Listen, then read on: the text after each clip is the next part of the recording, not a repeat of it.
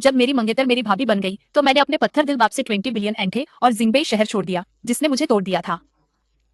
फिर मैंने social media पर पोस्ट किया, मेरी मंगेतर मेरे भाई के साथ भाग यंग गई मास्टर है। अब ऑफिशियली सिंगल और अवेलेबल है। साथ में एक एप्स वाली फोटो थी जिसके लिए मैंने लाखों खर्च किए थे। एक सेकंड के अंदर ही सेबल की सहेलियों के मैसेजेस आने लगे। सेबल क्या तुम सीरियस हो? रिवेन इतना हॉट है, कोई भी लड़की उसे देखते ही उस पर फिदा हो जाएगी। मैं खुद को मुश्किल से संभाल पा रही हूँ और तुम मुझसे सिंगल रहने दे रही हो। जैसे ही सेबल को पता चला कि मैं जा चुका हूँ वो घबरा गई। उसने तुरंत अपने असिस्टेंट को मुझे ढूंढने का ऑर्डर दिया। जो जवाब उसे मिला उसने उसे सुन्न कर दिया। मैं पहले ही देश छोड़कर जा चुका था। कोई इंसान अभी देश नहीं जा सकता। इस बार शायद वो सच में आपको छोड़ चुका है। सेबल की आंखें फटी की फटी रह गई। उसे क्लब वाली वो बात याद आई। सेबल अभी अपने उस छोटे से आशियाने से आ रही हो क्या? आम दिनों में वो बड़ा अकड़ू बनता है, जैसे कोई उसके सामने कुछ है ही नहीं, पर तुम्हारे पास आते ही एकदम नरम और चिपकू हो जाता है।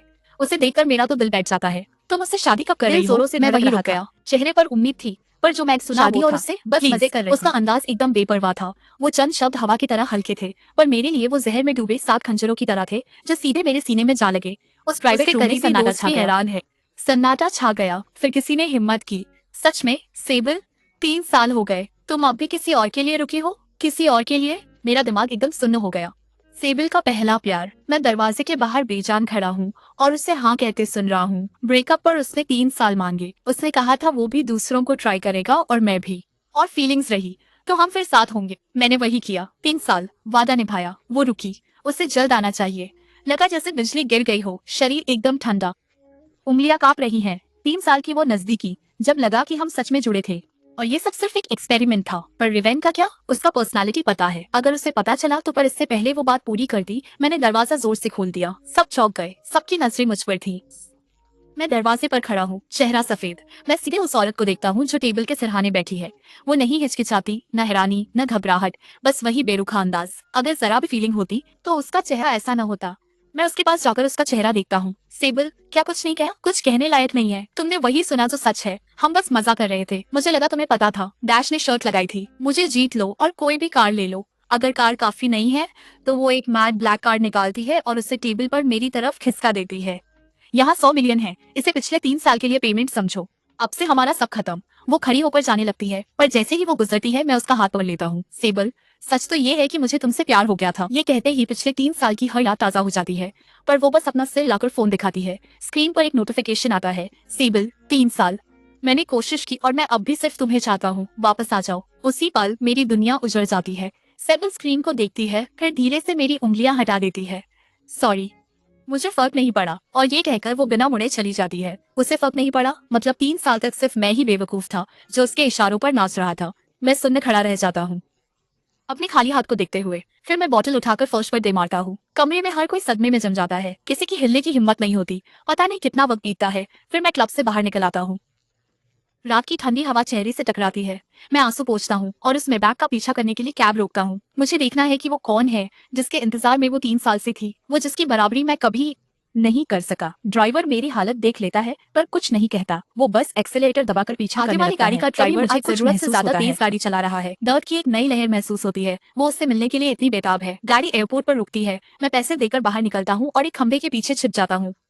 मुझे सेबल खड़ी दिखती है। तभी एक आदमी सूटकेस लेकर बाहर आता है। जैसे ही मैं उसका चेहरा देखता हूँ मुझे बिजली के झटके जैसा सदमा लगता है। सिर्फ इसलिए नहीं कि सेबल दौड़कर उसके गले लग गई, उसके सिर पर चूमते हुए, लेकिन इसलिए क्योंकि वो क्रेस्ट है।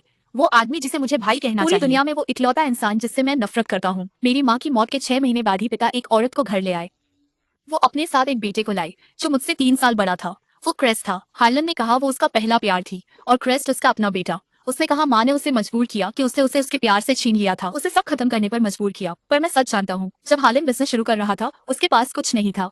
खाने के पैसे तक नहीं थे। वो खुद माँ के पास गया और वादा किया कि अगर उसका परिवार फंड करेगा तो वो शादी कर लेगा। माँ ने उसे पैसे दिए, अपना सब कुछ दे दिया और फिर सालों बाद एक्सीडेंट में उसे बचाते हुए उन्होंने जान दे दी। और बदले में क्या मिला? उनका शरीर ठंडा भी नहीं हुआ था कि हार्लन ने उनके पैसों को शादी के तोहफे की तरह इस्तेमाल किया ताकि वो अपने पहले प्यार से शादी कर सके। सेबल जिससे चाहे प्यार करे, पर क्रेस्ट ही क्यों? मैं यही सोच रहा हूँ जब सेबल क्रेस्ट का सामान लेकर पार्किंग की तरफ जाती है। पागलों की तरह मैं एक और कैब लेकर उनका पीछा करता हूँ।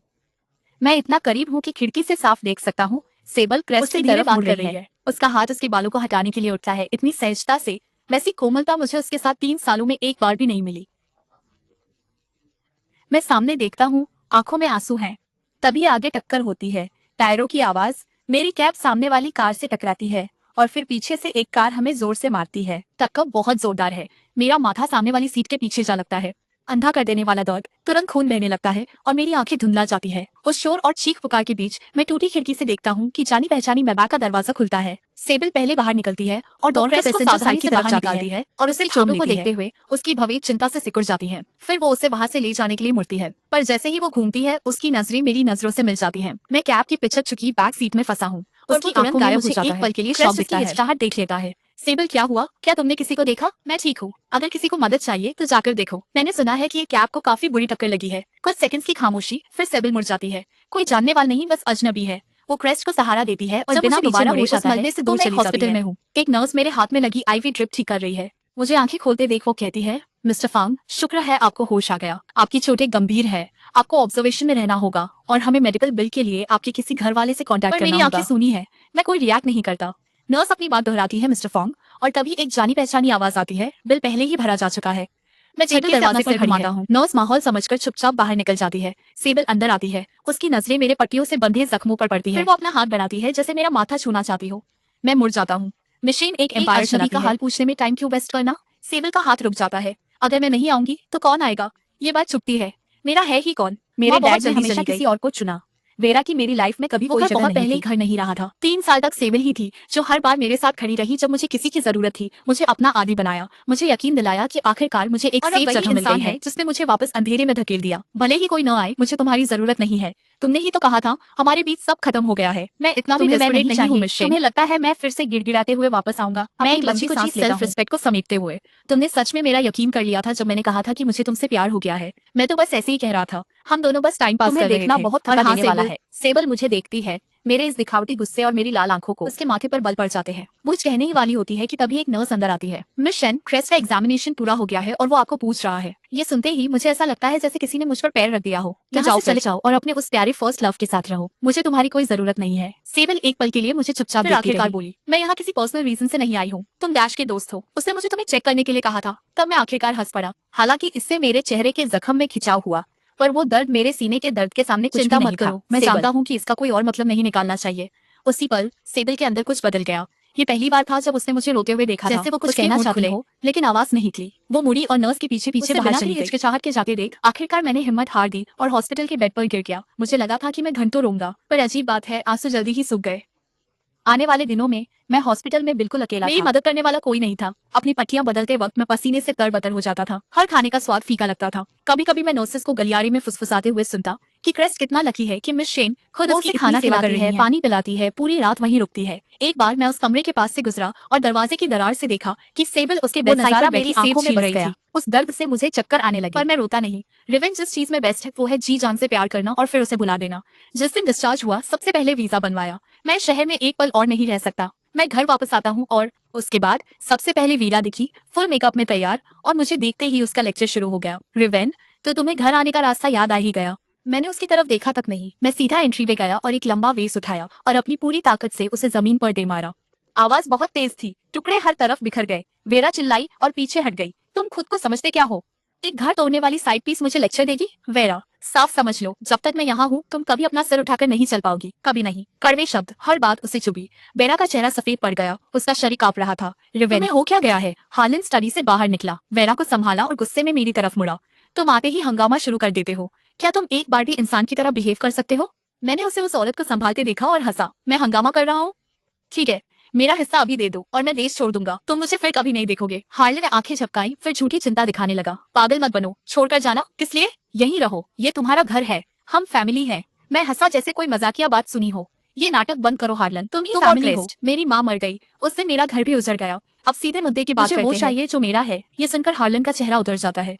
वो कुछ देर चुप रहता है, फिर बड़ी मिठास से बोलता है, डैड समझते हैं कि तुम परेशान हो। एक काम करते हैं, तुम्हें 5 मिलियन देते हैं, तुम कहीं बाहर घूम आओ और अपना दिमाग शांत करो। मैं हंस पड़ता हूं। 5 मिलियन? हार्लन, आज तुम्हारे पास जो कुछ भी है वो मेरे नाना के पैसों से आया है, मेरी माँ के दहेज से, और यहाँ तक कि तुम्हारी जान भी मेरी माँ ने अपनी जान देकर बचाई थी। और अब तुम उनके पैसों से एक मिस्ट्रेस और एक नाजायज बेटे को उस घर में पाल रहे हो जो उन्होंने खरीदा था, और तुम उनके बेटे को 5 मिलियन देकर टालना चाहते हो। शर्म नहीं आती? हार्लन चुप जाती है। तुम्हें कितना चाहिए? बोलो, मैं तैयार था। मैं अपनी जेब से एक डॉक्यूमेंट निकालता हूँ और शांति से नंबर्स और इक्विटी स्टेक्स गिनाने लगता हूँ। ये इम्पॉसिबल है। पागल हो गए हो? तो पूरे फैन ग्रुप को ही खोखला कर दोगे? तो फिर मत मानो, मैंने घर के बाहर एक्सप्लोसिव्स बिछा दिए हैं। या तो डील साइन करो और मेरा हिस्सा मुझे दो, वरना आज हम दोनों ही साथ में उड़ेंगे। तुम पागल हो चुके हो। हाँ मैं हूँ। हार्लन का चेहरा सफेद पड़ जाता है, वो हाफने लगता है और मुझे ऐसे देखता है जैसे ये समझने की कोशिश कर रहा हो कि मैं झूठ बोल रहा हूँ या नहीं। आखिर में मौत का डर जीत जाता है। कोई एक्सप्लोसिव्स नहीं है, मैंने झूठ बोला था। आखिरकार और आपने मेरी माँ को भी तो ऐसे ही शादी के लिए मनाया था, है ना? लोगों को धोखा देकर हार्लन को अब समझ आता है कि उसे बेवकूफ बनाया गया है।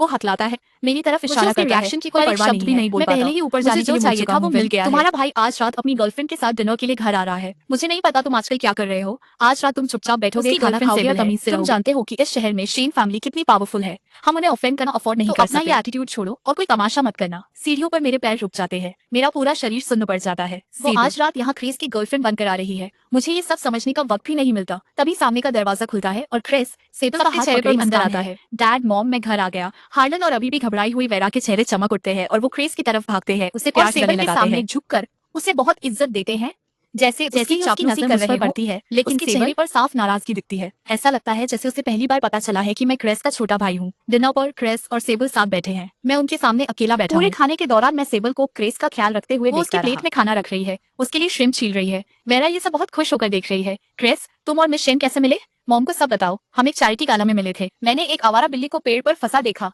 तो मैंने उसे नीचे उतारने की कोशिश की, पर मैं ऊपर नहीं पहुंच पाया। मेरी हेल्प की और फिर उसने मेरा नंबर मांगा। ये कहते हुए वो थोड़ा शाई लग रहा है। मैं अपनी हंसी नहीं रोक पाता। क्रेस्टस को बचपन से ही जानवरों से नफरत थी। उसने छोटे में एक बिल्ली को मार दिया था। वो कभी किसी की हेल्प नहीं करेगा। चारों डिनर पर हैप्पी फैमिली होने का नाटक कर रहे हैं। मेरा उनके परफॉर्मेंस का मूड नहीं है, इसलिए मैं बाहर गार्डन में चला जाता हूँ। क्रेस्ट भी पीछे आ जाता है। रिवेन यहाँ अकेले खड़े होकर ताजी हवा ले रहे हो। मुझे पता है तुम्हारे साथ क्या चल रहा है। हमारे सर्कल के लोगों ने मुझे सब बताया कि पिछले 3 सालों में तुम्हारे और सेबल के बीच क्या हुआ। मैं उसकी तरफ पीठ किए खड़ा हूँ। मैं थोड़ा अकड़ जाता हूँ पर मुड़ता नहीं। ऑनेस्टली जब मैंने सुना तो मैं थोड़ा वरीड था, क्योंकि तुम हो ही इतने इरेसिस्टिबल। तुम हर किसी को चार्म कर लेते हो, भला तुम पर कौन नहीं फिदा होगा। पर अफसोस ये लुक्स बेकार गए। तुम्हारी माँ मेरी माँ को नहीं हरा पाई और तुम भी नहीं। वो 3 साल बस चैरिटी थी जो मैंने तुम्हें दी थी। अब असली चीज वापस आ गई है। अब इस नॉक ऑफ के जाने का टाइम है। मैं धीरे से उसकी तरफ मुड़ा। मेरी आंखों में वो गुस्सा नहीं है जिसकी वो उम्मीद कर रहा था, सिर्फ नफरत। चैरिटी क्रेस्ट, क्या बाहर इतना टाइम बिताने के बाद तुम भूल गए कि तुम असल में हो क्या? जो इस घर में आया क्योंकि उसकी माँ किसी की मिस्ट्रेस थी, एक नाजायज बेटा जो एक औरत के लिए गेम्स खेलता है, और तुम मुझसे चैरिटी की बात करना चाहते हो। तुम्हारी माँ ने वही उठाया जो मेरी माँ ने फेंक दिया था। तुमने उस औरत को उठाया जिसे मैंने छोड़ दिया था। हमेशा दूसरों की छोड़ी हुई चीजें उठाते हो। क्रेस्ट के चेहरे से मुस्कान गायब हो जाती है। उसका चेहरा पीला और हरा पड़ने लगता है। तुम्हें लगता है तुम जीत गए? तुम बस उस औरत को अपना रहे हो जिसे रिवेन ने छोड़ दिया, जिसे उसने बाहर से इनाम की तरह ट्रीट कर रहे हो। जमीन से उठा रहे हो। जाने लगा, पर जैसे ही मैं मुड़ा, मेरे पीछे से क्रेस्ट की एक चीख सुनाई दी। उसका माथा सीधे एक सजावटी पत्थर की बेंच के कोने से जा टकराया और तुरंत खून बहने लगा। लगभग उसी पल सेबल, हार्लन और वेरा लिविंग रूम से भागते हुए बाहर आए। उसने अपने बहते खून वाले माथे को हाथों से दबा रखा था। पापा, मम्मी, सेबल, वेरा उसे दोष मत देना और बस मेरा पैर फिसल गया था। तुम इतने बेवकूफ कैसे हो सकते हो? उसने तुम्हारे साथ जो कुछ भी किया उसके बाद भी तुम उसे बचा रहे हो। हार्लन गुस्से से कांपने लगा। उसकी उंगली मेरी तरफ थी। रिवेन, अब तुमने इसके साथ क्या किया? मैं वहीं खड़ा होकर इस सोची समझी साजिश को देख रहा था। मेरी नजर उस गुस्से में भरे पिता, उस दिखावटी माँ और फिर आखिर में सेबल पर पड़ी, जो क्रेस्ट के पास बैठी उसका जख्म देख रही थी। फिर उसने ऊपर देखा और मुझे घूरने लगी, मतलब जैसे वो मुझे चीर देना चाहती हो। उससे भी मुझ पर भरोसा नहीं है। सही भी है, वो क्रेस्ट से ही सच्चा प्यार करती है। वो मेरा साथ क्यों देगी? मैंने एक पल के लिए सोचा, फिर एक एक कदम आगे बढ़ा और सबकी डरी हुई आंखों के सामने मैंने एक भारी सिरेमिक गमला उठाया और उसे ठीक उसी जगह जोर से दे मारा जहां क्रेस्ट को पहले से चोट लगी थी। एक तेज आवाज आई, तभी क्रेस्ट चिल्लाया और भी तेज और दर्दनाक तरीके से मैंने हाथ छोड़ दिया। वो टूटा हुआ गमला नीचे गिराया और साफ साफ कहा, ताकि सबको पता चल जाए कि पहली बार मैंने नहीं किया था, पर इस बार मैंने किया है। सब सन्नत मैंने सिरेमिक के बाकी टुकड़े भी छोड़ दिए और जाने के लिए मुड़ा, पर तभी एक हाथ ने मेरी कलाई को जबरदस्त ताकत से पकड़ लिया। सेबल, उसकी पकड़ लोहे जैसी मजबूत थी। उसका चेहरा तूफान जैसा काला पड़ गया था। अगर आपका बेटा इस तरह बर्ताव करता है और उसे सजा नहीं मिलती तो मैं इसे ऐसे ही नहीं छोड़ने वाली। सेबल के रसूख के डर के बीच फंस गया है। वो बिना झिझक झुक जाता है। मिशेन, आप फिक्र मत कीजिए, मैं इस एहसान फरामोश लड़के को खुद सबक सिखाऊंगा। वो तुरंत सिक्योरिटी गार्ड्स को बुलाता है। इसे पकड़ो, एंसेस्ट्रल हॉल ले जाओ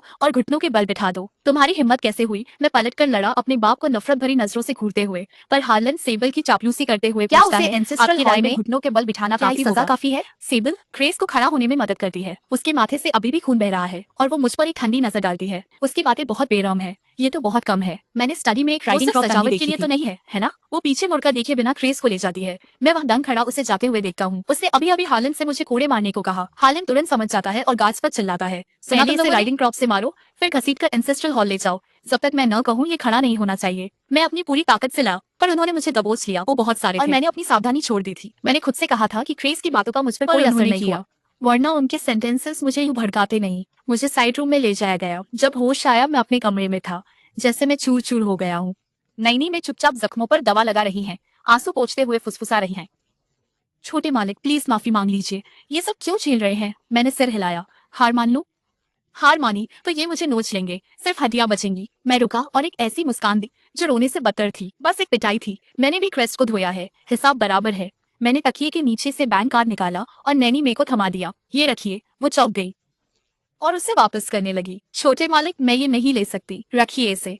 मैंने ये पहले ही प्लान किया था, मैं नहीं लौटूंगा। आप माँ के साथ आई थी, यहाँ वो आपके साथ सही बर्ताव नहीं करेंगे।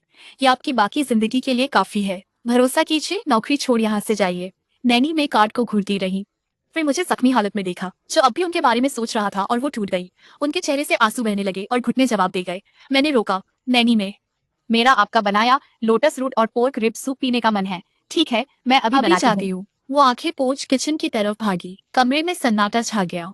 मैं ठंडी छत को घूरता हूँ और आंखें बंद कर लेता हूँ। कुछ दिन मैं कमरे में ही रहा। दर्द में ही मैं सब पैक करने लगा। सेबल की दी हर चीज। वो प्यार नहीं करती थी पर दिल की बड़ी थी। वो सब करीब 100 मिलियन का है।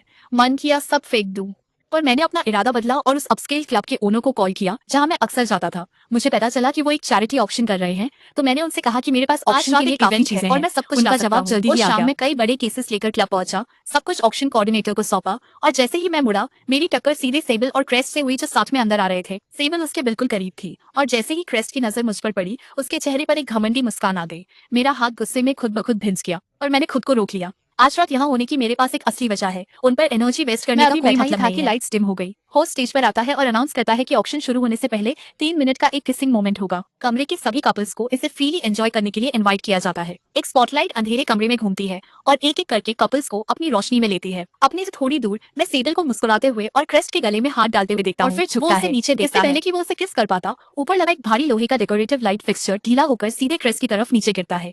सेबल तुरंत रिएक्ट करती है और उसे धक्का देकर हटा देती है, लेकिन उसका किनारा फिर भी उसके सिर के पिछले हिस्से से टकरा जाता है। उसका चेहरा सफेद पड़ जाता है। उसे हॉस्पिटल ले जाने के लिए और उसे एक और फिक्सचर गिरता है और मुझे लगता है दर्द इतना तेज है कि मैं लगभग बेहोश हो जाता हूँ। एक राहगीर मुझे भी हॉस्पिटल पहुंचा देता है। ये एक्सीडेंट जितनी जल्दी लोग उसमें फंसे, उतनी ही जल्दी घर पर रिकवर भी नहीं हो पाया था कि अब फिर हॉस्पिटल बेड पर हूँ। मैं सेटल भी नहीं हुआ था कि सेबल गुस्से में अंदर आ गई। उसका चेहरा डरावना था। वो मुझे ऐसे दिख रही थी जैसे मुझे फाड़ देगी। मैंने सिक्योरिटी फुटेज देख ली है। तुमने क्लब के एम्प्लॉय को रिश्वत दी और जानबूझकर उस फिक्सचर को ढीला किया ताकि ना क्रेस्ट पर गिर जाए। दिमाग खराब है सेबल?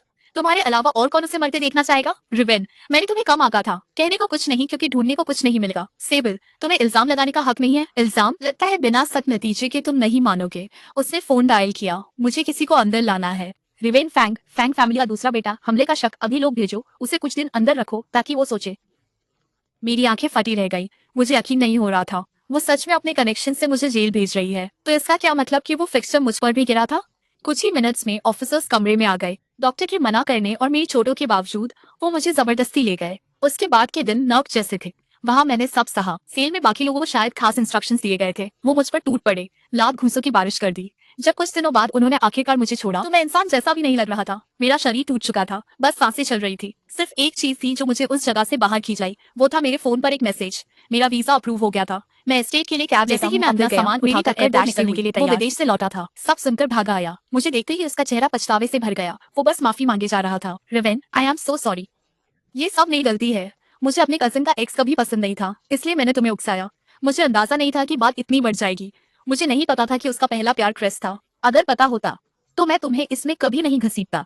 मैं देश छोड़कर जा रहा हूँ, शायद अब कभी वापस ना आया है। डैश एकदम मैंने उसे भुला दिया है। फिर मुझे रोकने की कोशिश करता है। रिवेन, मत जाओ, यही रुक जाओ, मैं तुम्हारा साथ दूंगा। मेरे पास जो कुछ भी है उसका आधा तुम्हारा है। अब ऐसा कुछ नहीं बचा जाने से पहले मैं आखिरी बार इस घर को देखता हूँ। बचपन की हर याद अब हार्लन, उसकी मिस्ट्रेस और उनके बेटे से भरी है, जैसे ये जगह उनकी हो। मैं गैसोलीन की वो केन निकालता हूँ जो मैंने पहले से तैयार की थी और शोर को अनसुना कर देता हूँ। उसको जाने देता हूँ और बिना किसी भाव के पूरे घर को भिगो देता हूँ। फिर आग लगा देता हूँ। लपटें उठती हैं और सब कुछ निगल लेती है और बिना पीछे मुड़े चल देता हूँ। डैश मुझे एयरपोर्ट तक छोड़ता है, पूरे रास्ते माफी मांगता रहता है और इसकी भरपाई के लिए मुझे अपने गैराज की हर कार ऑफर करता है। सिर हिलाता हूँ और खिड़की से टिक जाता हूँ। भले ही मुझमें कोई टैलेंट ना हो, पर सिर्फ ये चेहरा ही काफी है। मैं जो चाहूँ अगला हमेशा पिछले से बेहतर ही होगा। सही कहा। हैंडसम रिवेन को वो सब मिलता है जो वो चाहता है। एयरपोर्ट पर डैश मुझे गले लगाता है और छोड़ता ही नहीं। अभी भी माफी मांग रहा है। दोष नहीं देता। मैं उसका दिल जानता हूं। कोई गलती नहीं है। मैं उसकी पीठ थपथपाता हूँ, फिर उसे छोड़कर एक कैजुअल वेव देता हूँ और सिक्योरिटी की तरफ बढ़ जाता हूँ। डैश तब तक देखता रहता है जब तक मैं गलियारे में ओझल नहीं हो जाता। काफी देर तक वो खामोश खड़ा रहता है। सेबिल को कॉल करता है। फोन काफी देर तक बजता है और फिर वो उठाती है। सेबिल, डैश की आवाज तेज है। मुझे पता है तुम्हें क्रेस्ट पसंद है और रिवेन 3 साल तक साथ थे। वो अब जा रहा है हमेशा के लिए। क्या तुम गुड बाय कहे भी नहीं आ सकती? सन्नाटा छा गया। फिर कुछ सेकंड्स बाद सेबिल की आवाज आई, कौन गया? रिवेन। वो चला गया। उसने पहली अवेलेबल फ्लाइट ले ली। उसने कहा कि वो अब कभी किसी और की शर्तों पर वापस नहीं आएगा। अब चैन मिला तुम्हें? डैश लगभग चिल्लाया, फिर कॉल काट दिया। सन्नाटे में डायल टोन गूंजने लगी। सेबल वहीं जमी रही। फोन अभी भी कान से लगा हुआ है।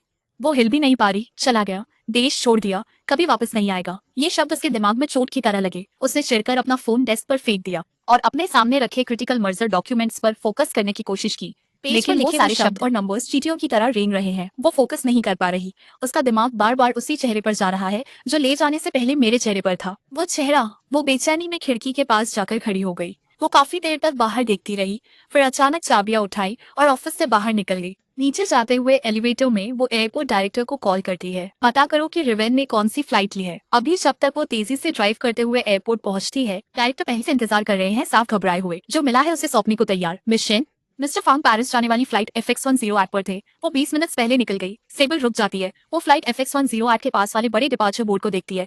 3 हरे शब्द ठंडी चमक के साथ साफ दिख रहे हैं, डिपार्टेड। वो भीड़ भाड़ वाले शोर शराबे से भरे टर्मिनल में बेजान खड़ी है। चारों तरफ दर्जनों भाषाओं की आवाजें हैं। लगेज के पहियों की आवाज, मुसाफिरों का हंसना और बातें करना। तभी उसका फोन फिर वाइब्रेट होता है। वो एक लंबी सांस लेकर जवाब देती है। सेबल, मेरे सिर में अभी भी थोड़ा दर्द है, क्या तुम बिजी हो? मुझे तुम्हारी याद आ रही है। पहले वो सब कुछ छोड़ तुरंत उसके पास चली जाती, पर अभी वो उस प्लेन की छोटी रोशनी को देख रही है जो अंधेरे आसमान में ओझल हो गया, और वो कुछ पल चुप हो जाती है। आखिरकार वो जवाब देती है, मैं आ रही हूँ। वो हॉस्पिटल के VIP रूम में जाती है। क्रेस हेडबोर्ड के सहारे टिका है और थोड़ा पीला दिख रहा है। जब वो उसे अंदर आते देखता है तो उसका चेहरा खिल उठता है। सेबस के पास बैठती है, क्रेस की बातें सुनती रहती है, पर उसका दिमाग कहीं और है। वो उसकी इस खामोशी को भांप लेता है और धीरे से पूछता है, सेबल, क्या तुम रिवेन को लेकर परेशान हो? डैड ने बताया कि वो देश छोड़ चुका है। ऐसा तमाशा करने के बाद सच कहूँ तो दिमाग शांत करने बाहर जाना कोई बुरी बात नहीं। उसे थोड़ा टाइम दो, वो मान जाएगा। चलो उसके बारे में बात नहीं करते। सिर हिलाता है। जाहिर है वो इसे छोड़ना चाहता है, पर उसे ये नहीं पता कि उसके सोने के बाद सेबल फिर अपना फोन उठाती है। उंगली स्क्रीन पर रुकी है और आखिरकार असिस्टेंट के साथ मैसेज टाइप करती है, रिवेन बाहर क्या कर रहा है? उस पर नजर रखो, मुझे हर हफ्ते रिपोर्ट देना। पर जैसे ही उसकी उंगली सेल दबाने वाली होती है, वो तो बस एक छोटा सा टाइम पास था। क्या वो सच में इतनी अटेंशन के लायक है? वो एक बार में पूरा मैसेज डिलीट कर देती है। क्रेस के साथ वापस आने के बाद की जिंदगी बाहर से परफेक्ट दिखती है। खूबसूरत एक आइडियल मैच। सेबल वो सब करती है जो एक गर्लफ्रेंड को करना चाहिए, डिनर से ही इवेंट्स पर जाना। पर सच सिर्फ सेबल जानती है, ये लाइफ जो परफेक्ट दिखती है असल में खोखला और बेजान है। ऑफिस की खिड़की के पास काम के बीच वो खो जाती है।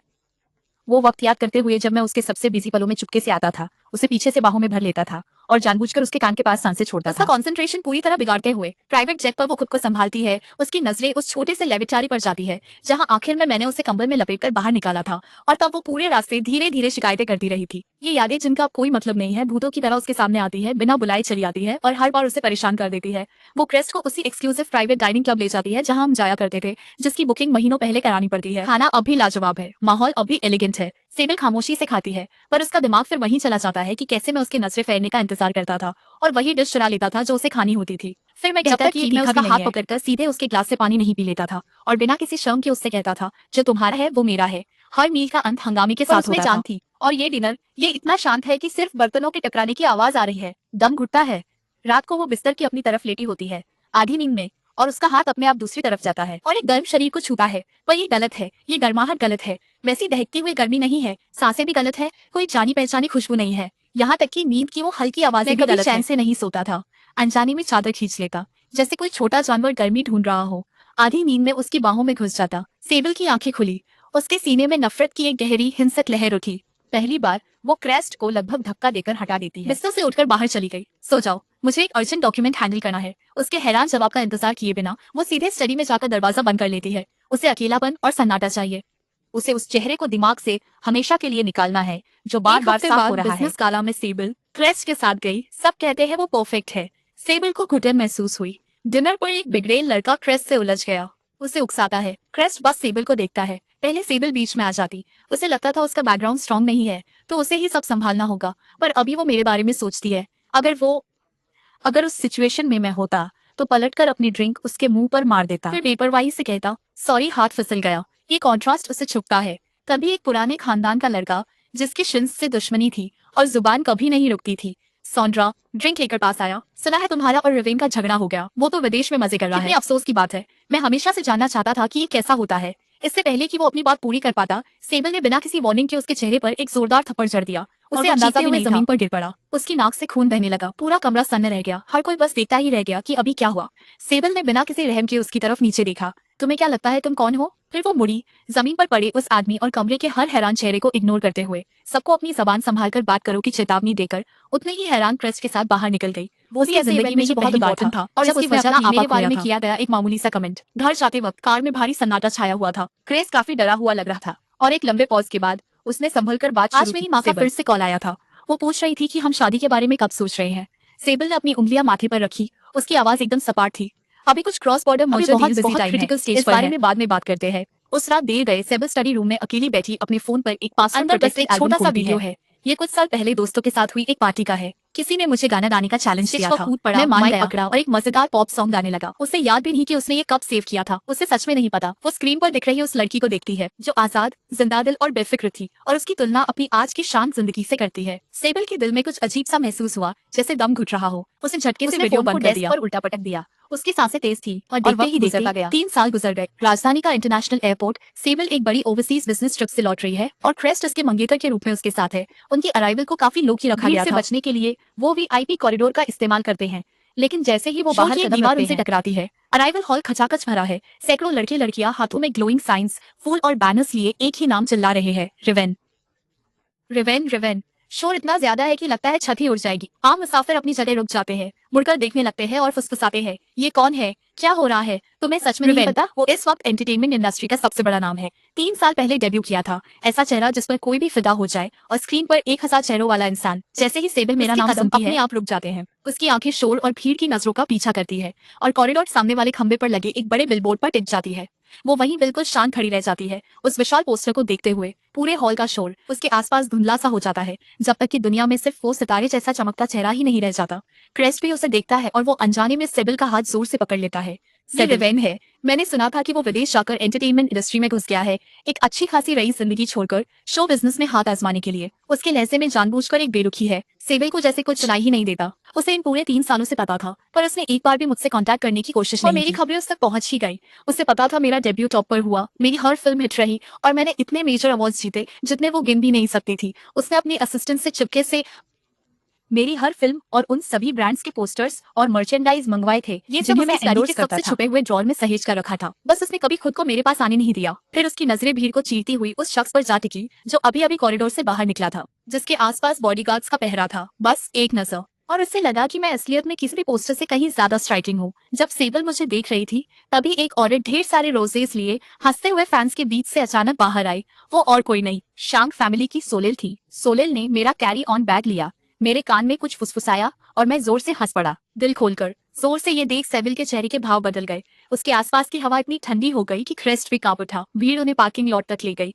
इत्तेफाक से सेबल की कार वहीं खड़ी थी, ठीक मेरी टीम की स्ट्रेच लिंकन के बगल में। सेबल ने देखा कि सोलेल मुस्कुराते हुए मेरे लिए दरवाजा खोल रही है। जैसे ही मैं अंदर बैठने वाला था, कुछ सोचकर मैं रुक गया। मैं मुड़ा और मेरी नजरें सेबल से मिली। मैंने बस सर झुकाकर उसे हेलो किया। वो यहाँ क्या कर रही है? खैर, ये मेरी प्रॉब्लम नहीं। उसी पल सेबल का दिल जोर से धड़कने लगा। उसे अपनी धड़कनें साफ सुनाई दे रही थी, पर अगले ही पल सब कुछ एकदम शांत हो गया, क्योंकि उसे मेरी आंखों में सिर्फ एक अजनबी ही नजर आता है। रिवेन ने सेबल की तरफ अपना सिर बस हल्का सा हिलाया, जैसे किसी मामूली फैन को पहचान लिया हो।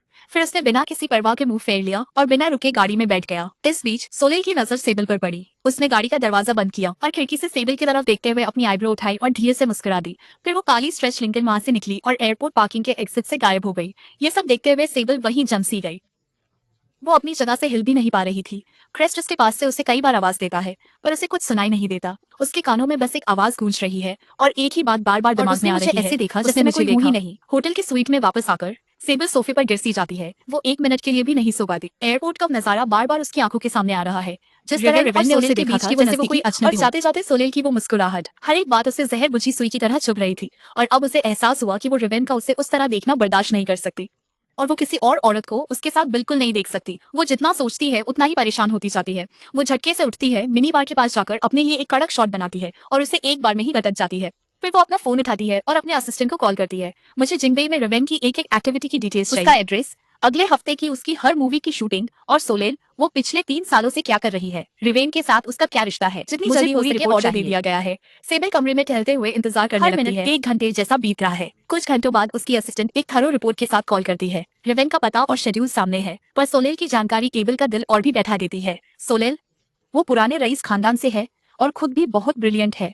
जैसे ही 3 साल पहले रिवेन देश छोड़कर दुनिया यूरोप शिफ्ट कर ली और पेरिस में बेस बनाया। एक इन्वेस्टर के तौर पर पर्दे के पीछे रहकर उसने रिवेन का रास्ता और रिसोर्सेज से उसे फैशन वर्ल्ड और फिल्म्स में जमने में मदद की। उन 3 सालों में वो एक पल को भी उसके पास से नहीं हटी। एक खामोश साय जैसी गार्डियन बनकर उनका बॉन्ड साफ दिखता है। दुनिया उन्हें क्लोज फ्रेंड्स के नाम से जानती है। क्या बात इससे आगे बढ़ी है, इस पर सबकी अलग राय है।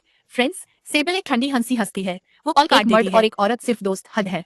वो देख सकती है कि सोलेल क्या चाहती है। और तुम रिवेन, तुमने उसे अपने इतने करीब कैसे आने दिया। एक तीखी नफरत उसे घेर लेती है, एक ऐसा खतरा जो उसने पहले कभी महसूस नहीं किया था। अपनी लाइफ में पहली बार सोलेल के नाम से ही उसे चिढ़ होने लगती है। उसे रिवेन से मिलना होगा, उसे उसकी आंखों में देखकर पूछना होगा कि सोलेल उसके लिए असल में क्या है। किस्मत से 1 हफ्ते बाद मौका मिल ही गया। उसकी असिस्टेंट बताती है कि रिवेन एक टॉप हॉट कुटूर शो की आफ्टर पार्टी में आने वाला है। सेबल तुरंत अपनी पहुंच का इस्तेमाल करके इनविटेशन का इंतजाम करती है।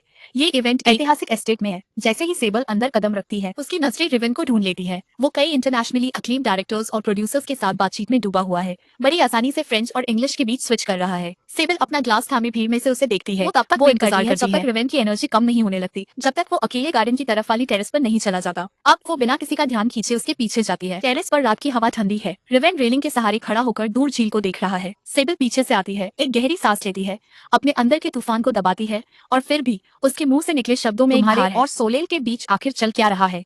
रिवेन को उसके वहां होने पर कोई हैरानी तक नहीं करता। अच्छा, तो ये एमा शेन है। काफी वक्त हो गया। मैं किसी के साथ क्या करता हूँ या नहीं करता, मुझे नहीं लगता कि मुझे तुम्हें कोई रिपोर्ट देनी है। वो टाइटल और उसके पीछे की कड़वाहट से सेबल का दम घुटने लगता है। वो पास जाकर उसका हाथ पकड़ लेती है। तुम 3 साल से गायब थे और तुमने अपनी सोचने समझने की शक्ति खो दी है। तुम अच्छी तरह जानते हो कि सोलेल कैसी इंसान है। उसने मुझसे कहीं ज्यादा लोगों के साथ खेला है। वो तुम्हें भर क्या दे सकती है। इस पर रिवेन आखिरकार पीछे मुड़ता है। वो एक शांत और गंभीर अंदाज में उसे देखता है। मिस शेन, तुम ये सब बोलने की पोजीशन में नहीं हो। तुम कहती हो सोलेल खेलती है। मजे की बात है, मैं खुद जिंग बेस्ड सोशल सर्किट के सबसे बड़े प्लेबॉयज में से एक हुआ करता था। हम एक दूसरे के लिए परफेक्ट है। वैसे भी सोलेल ने कभी अपनी फीलिंग्स नहीं छुपाई और मेरी हर रिस्पेक्ट करती है। उन लोगों की तरह नहीं जो कभी सच में मेरे थे ही नहीं, फिर भी कोशिश करने के बहाने किसी की जिंदगी के पूरे 3 साल बर्बाद कर दिए। सेबल, तुम्हें क्या लगता है कौन ज्यादा बुरा है। ये शब्द उसके चेहरे पर एक जोरदार तमाचे की तरह लगते हैं। सेबल का चेहरा पीला पड़ जाता है। वो अपना मुंह खोलती है, पर कहने को कुछ नहीं है। तभी एक आवाज आती है, मैं सोच रहा था कि तुम कहाँ गायब हो गए और तुम यहाँ हो कि ऐसे इंसान के साथ जिसका हमसे कोई लेना देना नहीं है। और रिवेन के हाथ में अपना हाथ ऐसे डालती है जैसे ये बहुत दिनों बाद मिले। मिस शेन, ये क्या चल रहा है। मेरे बॉयफ्रेंड के साथ छोटी सी चैट। माहौल थोड़ा टेंस लग रहा है। बॉयफ्रेंड शब्द सेबल को किसी झटके की तरह लगता है। उसकी आंखें फटी रह जाती है, उसे घूरती है, खामोशी से दुआ करती है कि वो मना कर दे। बस एक बार मना कर दे। अपना सिर सोनेल की तरफ झुका लेता है, उसकी बातों को सच मान लेता है और सेबल की तरफ देखता तक नहीं। सोनेल सेबल के हर रिएक्शन को देख रही है और मुस्कुराती है। मैंने सुना है कि तुम्हारा और रिवेन का कोई पास्ट रहा है, पर वो अब पुरानी बात हो गई है। रिवेन के पास मैं हूँ, वो बहुत खुश है, तो प्लीज तुम परेशान मत हो। अपनी नजरें सेबल के पीछे खाली जगह पर ले जाते हुए, वैसे आज रात क्रेस्ट कहाँ है, उससे साथ नहीं लाई तो तुम यहाँ असल में किस लिए आई हो मिस शेन। कुछ और ही चक्कर है क्या बेचारा क्रेस्ट। इससे पहले कि सेबल कुछ कह पाती, सोलेल मुड़ जाती है और रिवेन को अपने साथ ले जाती है। सेबल वहीं खड़ी उन्हें साथ जाते हुए देखती रहती है। उसकी मुट्ठी कस जाती है। पहली बार उससे महसूस होता है कि दिल टूटने का दर्द क्या होता है। पार्टी के बाद सेबल घर आती है और एक अजीब सी खामोशी छाई रहती है। क्रेस्ट को तुरंत इसका एहसास हो जाता है और वो और भी ज्यादा सावधान हो जाता है। प्यार से बात करके चीजों को सुलझाने की कोशिश कर रहा है। उस शाम वो उसके लिए गर्म दूध का एक कप लेकर उसके कमरे में आता है। सेबल, तुम आजकल बहुत थक रही हो, क्या मैं तुम्हारा सिर दबा दूं? पहली बार मिले थे, एक बार मैं पेड़ पर फंसी बिल्ली को बचाने चढ़ा था और सीढ़ी से गिरते गिरते बचा था। तुम्हारी मदद के बाद ही हम साथ आए थे। तब भी मैं तुम्हारे लिए ऐसा ही करता था। तुम हमेशा कहती थी कि तुम्हें बहुत अच्छा लगता है। वो पुरानी यादों के जरिए उसे वापस पाने की कोशिश कर रहा है। जितना ज्यादा सुनती है, उसकी परेशानी उतनी ही बढ़ती जाती है, किसी वजह से जिसे वो समझा नहीं पा रही। बहुत पुरानी बात याद आती है। घर का एक पुराना नौकर धीरे से बुदबुदा रहा था कि क्रेस्ट को बचपन से ही जानवरों से नफरत थी और उसने एक बार छुपकर पड़ोसी की बिल्ली को मार दिया था।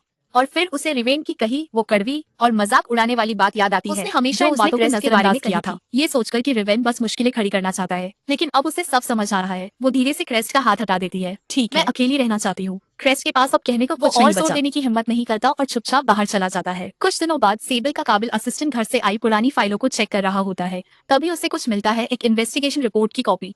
एक ऐसी रिपोर्ट जिसे सालों से जानबूझकर दबाया गया था।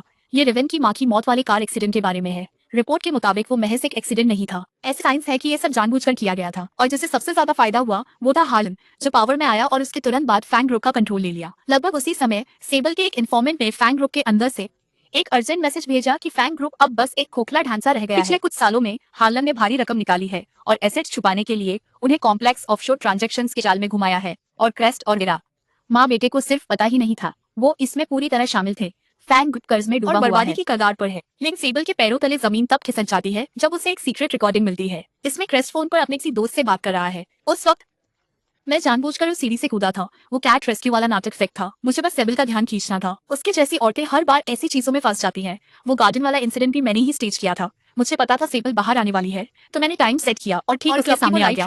मैंने उसे ढीला करने के लिए पैसे दिए थे। मैं चाहता था कि वो जोर से लगे, पर वो बस मुझे छूकर निकल गई। फिर भी काम हो गया और रिवेन ये सोचकर कि वो मेरा मुकाबला कर सकता है। सेबल का दिल हमेशा से मेरा था। एक छोटी सी चाल और उसने सब सच मान लिया, यहाँ तक कि रिवेन को कई दिनों तक बंद भी करवा दिया। अब जाकर सेबल को असलियत समझ आई है, जिसे वो अपनी जिंदगी का प्यार समझती थी। वो शुरू से ही एक झूठ था और उसने रिवेन को जो भी जख्म दिए वो उसी झूठ की बुनियाद पर थे। वो एक नंबर की बेवकूफ थी। इस माँ बेटे ने उसे हर कदम पर एक कठपुतली की तरह नचाया था। सेबल के पैर जवाब दे जाते हैं। वो फर्श पर गिर पड़ती है, चेहरा सफेद पड़ जाता है। वो तुरंत किसी को भेजकर क्रेस्ट को अपने कमरे में बुलवाती है। जब वो सबूत सामने फेंकती है तो पहले तो वो गुस्सा सामने आता है, तो उसकी हिम्मत टूट जाती है।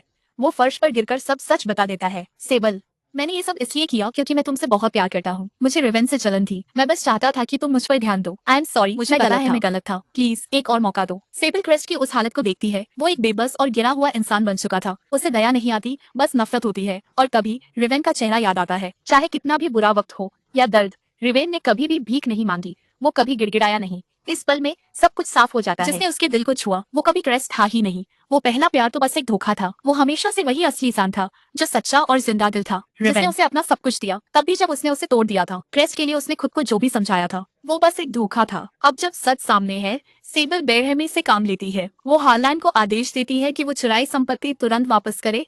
फिर वो सबूत पुलिस को सौंप देती है। वो क्रेस्ट के साथ सब कुछ खत्म कर देती है, हमेशा के लिए। बिना सोचे वो उससे हर रिश्ता तोड़ देती है।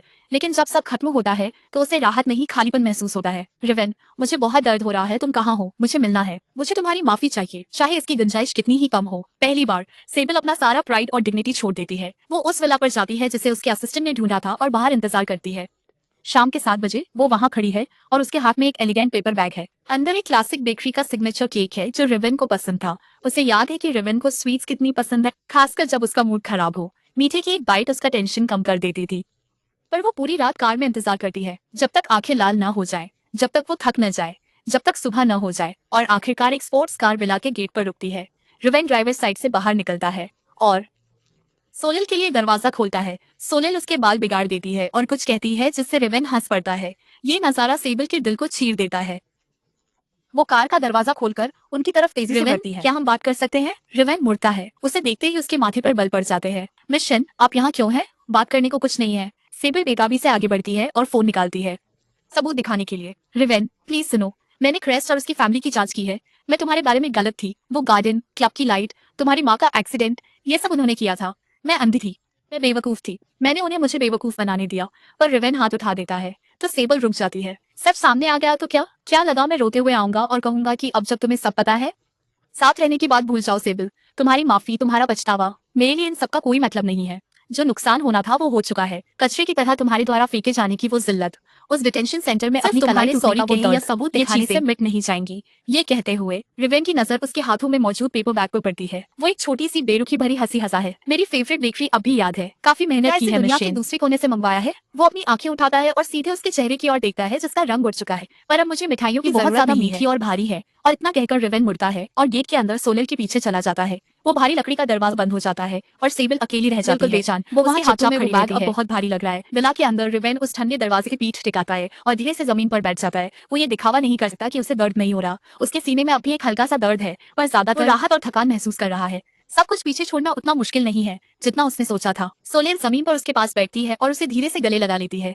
रिवेन, मैं यही हूँ, तुम्हारे पास अभी सब तुम्हारे पीछे छूट चुका है। हाँ, कुछ पीछे छूट गया है। बाहर बारिश और तेज हो जाती है। सेबल उसमें खड़ी है, बिल्कुल खाली और खोई हुई। उस खिड़की को ताक रही है जो अब उसके लिए कभी नहीं खुलेगी। उसकी आंखें सूनी है, उसे पता है कि उसने जो खोया है वो हमेशा के लिए चला गया है। खुद को कमरे में बंद कर लेती है, किसी से मिलने या बिजनेस संभालने से मना कर देती है, बस आसमान को ताकती रहती है। रिवेन की बातें उसके कानों में गूंज रही है, मेरे लिए इन सब का कोई मतलब नहीं है। जिस तरह उसने उसे देखा था जैसे वो कोई अजनबी हो, वो इस बात को भुला नहीं पा रही, इसे एक्सेप्ट नहीं कर पा रही। वो ये मानने को तैयार नहीं है कि रिवेन ने उसे अपनी जिंदगी से निकाल दिया है या उसके साथ कोई और औरत खड़ी है। पर होश में आने के बजाय उसे वापस उसके अंदर कुछ और गहरा जगा देती है। उसकी रग रग में बस एक ही जरूरत है, कंट्रोल करने की, उसे अपना बनाने की। मैं सेबल जो चाहती हूँ उसे पाकर ही रहती हूँ। रिवेन, अब मुझे सब साफ दिख रहा है, तुम्हें मेरे पास वापस आना ही होगा। उसके दिमाग में एक पागलपन भरा ख्याल आता है, उसे एक ऐसी सिचुएशन क्रिएट करनी होगी जहाँ रिवेन के पास उसका सामना करने के अलावा कोई रास्ता न हो। जहाँ उसे उसकी जरूरत पड़े। असिस्टेंट को कॉल करती है, हमारे पास जितने भी रिसोर्सेज है सबका इस्तेमाल करो, पता लगाओ कि रिवेन की सबसे इंपॉर्टेंट अपकमिंग बिजनेस डील कौन सी है और चाहे जो भी पेज है उसमें शामिल जल्दी आ जाती है। रिवेन की टीम एक ग्लोबल ब्रांड एम्बेसडर कॉन्ट्रैक्ट के लिए एक सदियों पुराने लग्जरी हाउस के साथ फाइनल नेगोशिएशन कर रही है। लास्ट स्टेज पर है। सेबल की आंखें चमक उठती है, वो तुरंत शेन ग्रुप के नाम से ब्रांड के हेडक्वार्टर्स को एक पार्टनरशिप प्रपोजल भेजती है, एक ऐसी डील जिसमें उसका फायदा कम और नुकसान ज्यादा है, पर एक शर्त के साथ ग्लोबल एम्बेसडर के तौर पर साइन करने में देरी करे। शेन ग्रुप के इन्फ्लुएंस पर कोई शक नहीं है। एशियन मार्केट में इतने बड़े ऑफर के सामने ब्रांड की लीडरशिप डगमगा जाती है। जैसा कि उम्मीद थी, अगले दिन होने वाली ओवरसीज वीडियो साइनिंग कॉन्फ्रेंस को आगे की इवैल्यूएशन तक टाल दिया जाता है। जब ये खबर रिवेन की टीम तक पहुंचती है तो माहौल एकदम ठंडा पड़ जाता है। उसके मैनेजर का चेहरा चिंता से उतर जाता है और वो रिवेन की तरफ देखता है। रिवेन शीशे के सामने खड़ा अपनी अपकमिंग फिल्म के न्यूज़ की लाइन और उसके चेहरे के एक्सप्रेशन एकदम फ्लैट हो जाते हैं। जाहिर है ये बिल्कुल सेबल का स्टाइल है, वो उसे अपने सामने झुकने पर मजबूर करना चाहती है। सोलेल सोफे पर आराम से लेटी हुई है, पर जैसे ही वो सुनती है फोन रख देती है और रिवेन के पास आकर खड़ी हो जाती है। रिलैक्स, मैं हूं ना। सेबल की पहुंच बस यही तक है। जब ओवरसीज वीडियो कॉन्फ्रेंस रिशेड्यूल होती है तो ब्रांड के बोर्डरूम की बड़ी स्क्रीन पर एक एक करके विंडोज खुलने लगती है। रिवेन, फिर सोलेल की टीम और फिर सेबल मीटिंग शुरू होती है। ब्रांड का सीईओ बहुत ही ज्यादा सोच समझकर अपनी बात सबके सामने रखता है। जो स्ट्रेटेजिकली कंपेलिंग पार्टनरशिप प्रपोज की है उसका रेफरेंस देते हुए उसकी बातों में हिचकिचाहट साफ दिख रही है। शेन ग्रुप को सेबल के ब्रांड के मौका पर पूरा भरोसा है। हमें यकीन है कि ये पार्टनरशिप दोनों साइड्स के लिए एक विन-विन सिचुएशन मुझे लगता है कि इस पर और गहराई से सोचने की जरूरत है ताकि ये इंश्योर किया जा सके कि उस इंसान की इमेज ब्रांड की कोर वैल्यूज के साथ गहराई से मैच करे। वो कभी सीधे रिवेन का नाम नहीं लेती, पर उसका इशारा कि शायद रिवेन इस रोल के लिए पूरी तरह से सही नहीं है। मीटिंग का माहौल एकदम ठंडा हो जाता है और तभी सोलेल की बेबाक आवाज सुनाई देती है, मिचेन, बहुत वक्त हो गया, क्या मुझे पर काम कम पड़ गया था जो तुम यहाँ यूरोपियन फैशन वर्ल्ड में कास्टिंग के फैसले लेने चली आई? वो सीधे सीईओ की तरफ देखती है, उसकी आवाज अब और भी ज्यादा फर्म और क्लियर है। चार्ली, रिवेन की इमेज, प्रोफेशनलिज्म और मार्केट इन्फ्लुएंस शैन फैमिली कहानी साफ कहते हैं आपके सबसे बड़े आर्ट स्पॉन्सर्स में से एक रहा है। आपके ब्रांड की वैल्यूज के लिए मेरे मन में बहुत रिस्पेक्ट है। मुझे लगता है कि रिवेन को अपना ग्लोबल एम्बेसडर चुनना ही आपका इकलौता सही डिसीजन होगा। जहाँ तक बाहरी दखल की बात है, वो रुकती है, उसकी नजरें स्क्रीन के उस पार सेबल पर टिक जाती है। बिजनेस के अपने रूल्स होते हैं, ऐसी चीजें टेबल पर मत लाइए जिनका यहाँ कोई काम नहीं है। रिवेन आज जहाँ भी है अपनी टैलेंट और मेहनत की वजह से है, किसी की खैरात की वजह से नहीं, और उसे ऐसी डील्स की जरूरत बिल्कुल नहीं है जिनमें कोई शर्त जुड़ी हो। सोलेल की बातें एक जोरदार तमाचे की तरह लगी जिसने सेबल और पूरे कमरे को हिलाकर रख दिया। यूरोप में शांग फैमिली की पहुंच और जड़े शांग ग्रुप से कहीं ज्यादा गहरी है। अब रिवेन की बोलने की बारी थी। वो पूरे आत्मविश्वास और कमांड के साथ बोलता है। वो ब्रांड की 100 साल की हिस्ट्री, उसकी कलाकारी और उसकी आत्मा के बारे में अपनी समझ रखता है। फिर वो अपने सफर और विजन के जरिए एम्बेसडरशिप के लिए एक बहुत ही दमदार अप्रोच सामने रखता है। वो बहुत प्रिसाइज है, कॉन्फिडेंट है, बिल्कुल वैसा ही ए लिस्ट स्टार जैसा वो बन चुका है। एग्जीक्यूटिव्स एक दूसरे को तारीफ भरी नजरों से देखते हैं, उनका सारा शक दूर हो चुका है। सीईओ तुरंत फैसला सुनाते हैं, परफेक्ट, वही हमारा चेहरा होगा। ग्लोबल एम्बेसडर का कॉन्ट्रैक्ट साइन हो जाता है। सेबल की स्क्रीन सबसे पहले खाली और खाली ऑफिस में अकेली बैठी डायल टोन सुन रही है। गुस्से में उसकी मुट्ठियां भिंची हुई है। उस रात वो अपने असिस्टेंट पर चिल्लाती है जो चुपचाप खड़ा बस सांस ले रहा है। क्यों? वो मुझे चीजें ठीक करने का एक मौका भी क्यों नहीं देता? दौलत, रिवेन को जो भी चाहिए, मैं उसे ये सब 10 गुना दे सकता हूँ, बल्कि 100 गुना। तो उसे चाहिए क्या? असिस्टेंट उसे किसी डरावनी सोच में डूबते देख हिचकिचाता है और फिर धीमी आवाज में कहता है, मिस शेन, शायद राइवन को इनमें से कुछ नहीं चाहिए था। ये सुनकर सेबल सन रह गई।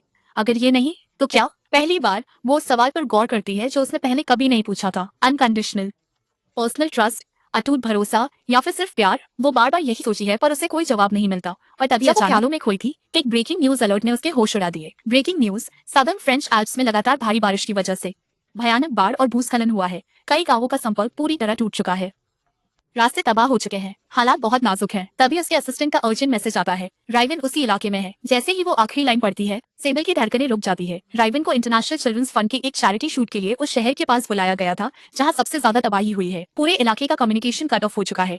वो जिंदा है या नहीं कुछ पता नहीं। उस वक्त सेबल एक जरूरी बोर्ड मीटिंग ले रही थी जो शेन ग्रुप की स्ट्रैटेजी तय करने वाली थी। जैसे ही असिस्टेंट ने खबर दी, वो खड़ी हो गई बिना किसी सफाई के। बोर्ड का हर मेंबर हैरान रह गया जब उसने डॉक्यूमेंट्स छोड़े और बाहर निकल गई। अभी प्लेन तैयार करो। नाइस के लिए फास्ट रूट नहीं, सीधे नजदीकी एयरपोर्ट चलो जो अभी ऑपरेशनल हो। एरिया की हर रेस्क्यू ऑर्गेनाइजेशन से कांटेक्ट करो, बेस्ट टीम्स हायर करो। पैसों की कोई टेंशन नहीं है, मैं खुद जा रहा हूँ। कॉर्पोरेट स्ट्रेटेजी, बिजनेस एम्पायर्स, अब इनमें से कुछ भी मैटर नहीं करता। उसके दिमाग में बस एक ही बात चल रही है। कुछ घंटों बाद सेबल एक हाईली एक्सपीरियंस्ड और well funded professional mountain rescue team के साथ पहुंचता है और पास के सबसे छोटे एयरपोर्ट पर लैंडिंग करता है। मौसम अभी भी एयरक्राफ्ट रिसीव कर सकता है। आसमान में काले घने बादल छाए हुए हैं और तेज हवा और बारिश बिना एक पल रुके सेबल इंतजार कर रहे हेलीकॉप्टर में सवार होता है और सीधे उस इलाके की ओर निकलता है जहां से सारा कॉन्टैक्ट, लेकिन हेलीकॉप्टर लैंड नहीं कर सकता। वो बस एक थोड़ी स्टेबल जमीन के ऊपर मंडरा सकता है। क्रू के मना करने के बावजूद सेबल रस्सी के सहारे सबसे पहले नीचे उतरता है, सीधे नीचे की कीचड़ में। रेस्क्यू टीम का लीडर सामने की तबाह सड़क को देखता है जो बाढ़, मलबे और गिरे हुए पेड़ों से भरी है और उसका हाथ पकड़ लेता है। मिस शेन, आगे के हालात बहुत डेंजरस है। मड स्लाइड्स अभी भी हो रही है, आप अंदर नहीं जा सकती। बातें कम करो, रास्ता दिखाओ। सेबल की आंखें लाल है, वो पहले से ही सबसे आगे बढ़ रही है। बाढ़ का पानी उसके घुटनों तक आ गया है। हड्डी कंपा देने वाली ठंड है, पहाड़ से पत्थर टूटकर गिर रहे हैं। हवा इतनी तेज है कि किसी को भी गिरा दे। एक छोटे मलबे से बचने की कोशिश में एक बड़ा पत्थर उसके पीछे आ रहे लोगों की तरफ जरूरी रेस्क्यू इक्विपमेंट है। बिना सोचे सेबल उस बैग को बचाने के लिए उस पर झपटती है। पत्थर उसके बाएं हाथ पर लगता है जिससे गहरा घाव हो जाता है हड्डी तक। मिशन पट्टी करने के लिए उसकी तरफ लपकता है पर सेबल उसे मना कर देती है। वक्त नहीं है, वो कपड़ा फाड़कर घाव पर लपेटती है और 10 घंटे की तलाश के बाद जबड़ा पीछे आगे बढ़ती है। आखिरकार उन्हें राइवन एक क्लासरूम में मिलता है जो बाढ़ के पानी से गिरा है। राइवन वहाँ टीचर्स के साथ बच्चों को दिलासा दे रहा है। उसके बाल बिखरे हुए हैं, चेहरा पीला है और कपड़े गंदे हैं, पर वो शांत है। वो बच्चों को कहानी सुनाकर उनका डर दूर कर रहा है। जब कीचड़ और खून से लथपथ सेबल दरवाजे पर आती है तो राइवन समेत सब दंग रह जाते हैं। वो ऊपर देखता है और उसे देखते ही उसका चेहरा सुन्न पड़ जाता है। उनकी नजरें मिलती है, कुछ पल के लिए वक्त थम जाता है। सेबल राइवन को जिंदा और सही सलामत देखती है और उसका सालों का बोझ आखिरकार उतर जाता है। उसे हाथ का दर्द महसूस नहीं होता, उसे अपनी हालत की परवाह नहीं है। वो कमरे को पार कर राइवन को गले लगाकर कसकर पकड़ती है। राइवन, तुम ठीक हो? राइवन चुपचाप खड़ा रहता है और उसकी पकड़ और कांपता हुआ शरीर महसूस करता है। वो उसकी पीठ थपथपाता है, फिर उसे धीरे से खुद से दूर करता है। यहाँ आने के लिए शुक्रिया मिस शेन, मैं ये नहीं भूलूंगा। मैं तुम्हारा शुक्रगुजार हूँ। सेबल की बाहें खाली रह जाती हैं।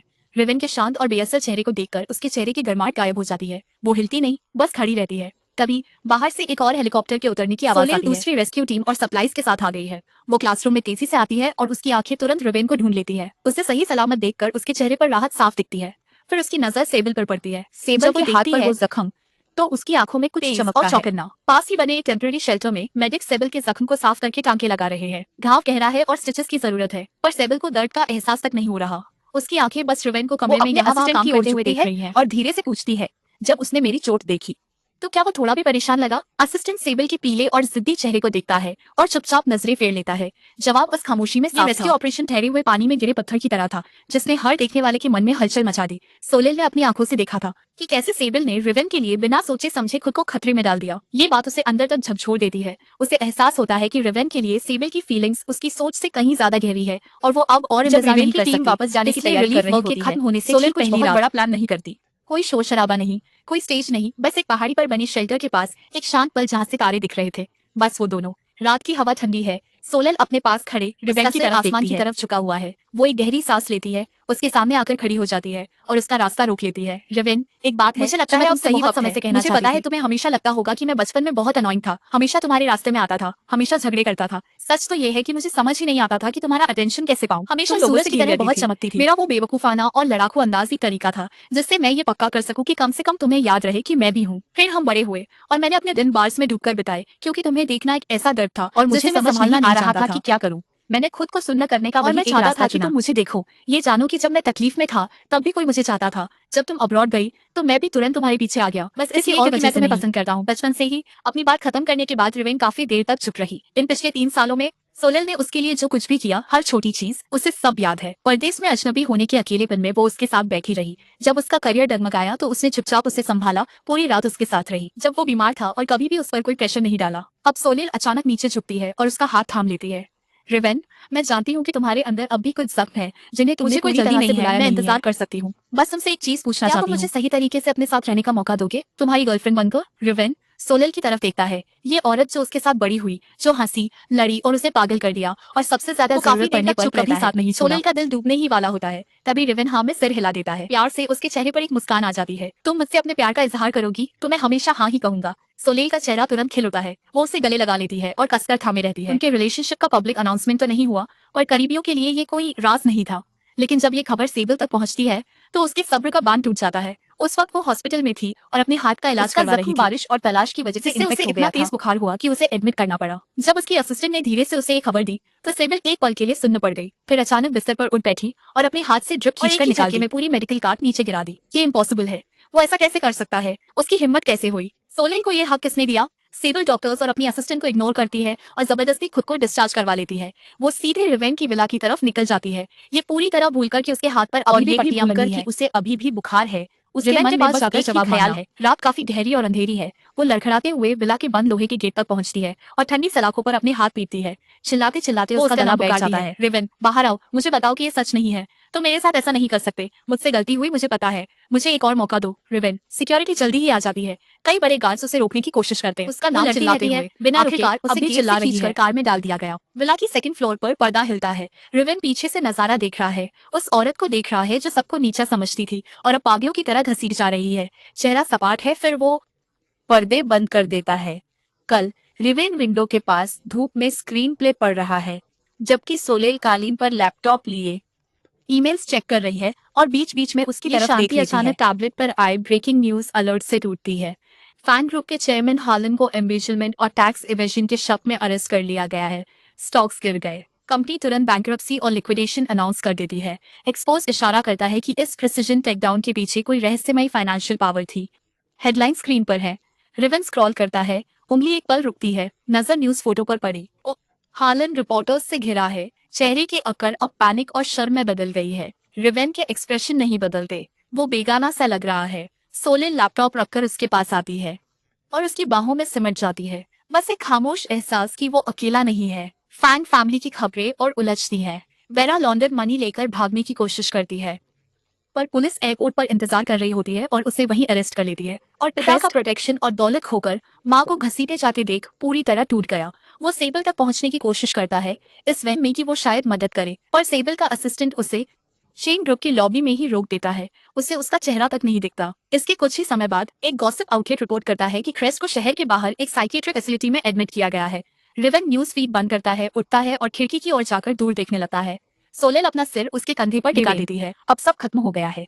हाँ, सब खत्म हो गया। उसका हर एक हिस्सा फैन फैमिली के पतन और क्रेस्ट के अंत के साथ खुल गया है। ये वो पल है जब रिवेन आखिरकार अपने अतीत की हर चीज से दूर चला जाता है। Annual international film award ceremony पूरी दुनिया का ध्यान खींचती है। स्टार्स रेड कारपेट पर छाए हुए हैं। रिवेन सोलेल का हाथ थामे वहां चलता है। वापस जिंगबई में सेबल अंधेरे में बड़ी फ्लोर टू सीलिंग खिड़कियों के सामने अकेली बैठी है।